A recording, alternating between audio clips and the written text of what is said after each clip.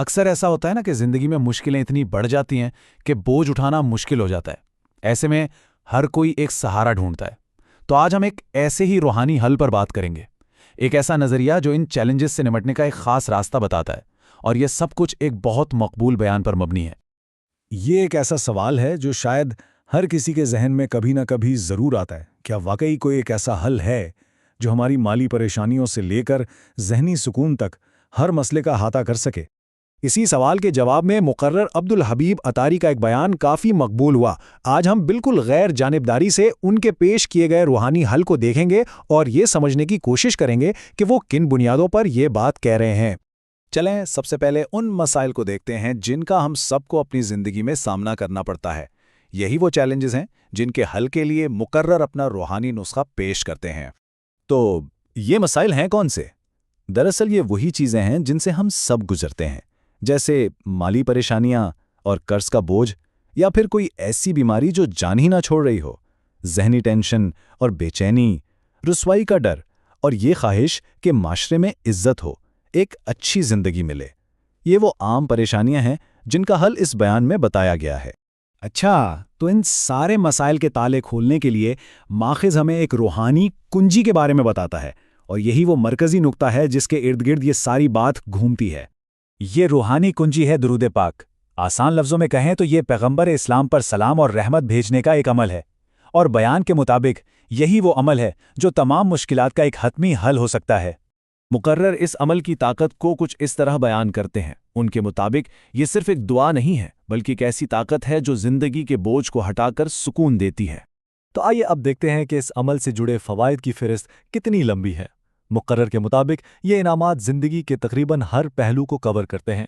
سب سے پہلے دنیاوی فائدوں کی بات کرتے ہیں۔ بیان کے مطابق اس عمل سے روزی میں برکت آتی ہے، ذہنی سکون ملتا ہے، بیماریوں سے شفا ملتی ہے، اور معاشرے میں عزت بڑھتی ہے۔ ظاہر ہے یہ وہ چیزیں ہیں جن کی خواہش ہر انسان کرتا ہے۔ لیکن بات صرف یہیں تک محدود نہیں ہے۔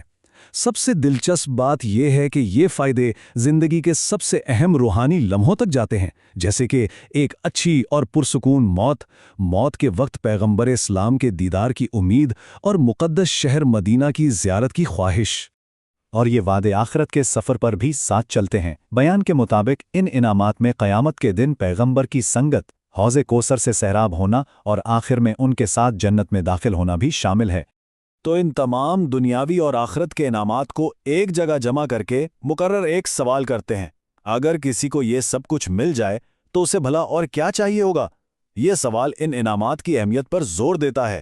ٹھیک ہے، لیکن اگر فائدے اتنے زیادہ ہیں تو پھر کیا وجہ ہے کہ ہر کوئی ان سے فائدہ نہیں اٹھا پاتا؟ آئیے اب اس رکاوٹ پر بات کرتے ہیں جس کا ذکر مقرر نے کیا ہے۔ یہاں ایک سیدھا سا سوال ذہن میں آتا ہے: اگر فائدے اتنے زیادہ ہیں تو پھر لوگ اس عمل کو مستقل طور پر کیوں نہیں کرتے؟ آخر اصل رکاوٹ ہے کیا؟ اس کا جواب ماخذ کے مطابق بہت سیدھا سادہ ہے۔ اصل مسئلہ کوئی باہر کی چیز نہیں ہے، بلکہ ہمارے اپنے اندر ہے۔ یعنی ایک تو اس عمل کی طرف دل سے رغبت کا نہ ہونا، اور دوسرا اس میں پابندی نہ کرنا، یعنی مستقل مزاجی کی کمی۔ تو پھر اس پورے دعوے کی بنیاد کیا ہے؟ مقرر مشکلات کے خلاف اس عمل کو ایک حل کے طور پر پیش کرنے کے لیے ایک ٹھوس ثبوت کا حوالہ دیتے ہیں۔ یہ وہ بنیادی حدیث یا پیغمبرانہ قول ہے جسے مقرر اپنی دلیل کی بنیاد بناتے ہیں۔ اس کا پیغام بہت واضح ہے کہ جب کوئی مشکلات میں گھر جائے تو اسے کثرت سے درود پڑھنا چاہیے۔ تو یہ عمل ایک بہت ہی سیدھے سادے اصول پر کام کرتا ہے۔ جیسا کہ ماخذ میں بتایا گیا ہے، ایک شخص کو مشکل پیش آتی ہے، وہ کثرت سے اس عمل کو اپناتا ہے، اور نتیجے میں اس کی مشکل دور ہو جاتی ہے۔ تو اس ساری بات چیت کے آخر میں ایک بڑا سوال ذہن میں آتا ہے۔ اگر ہم اس بیان کے مرکزی خیال کو دیکھیں تو یہ سوچنے پر مجبور کرتا ہے کہ جب زندگی میں بڑی بڑی مشکلیں آتی ہیں تو کسی بھی روحانی عمل کو بار بار اور پوری توجہ سے کرنے کا آخر کتنا بڑا کردار ہو سکتا ہے۔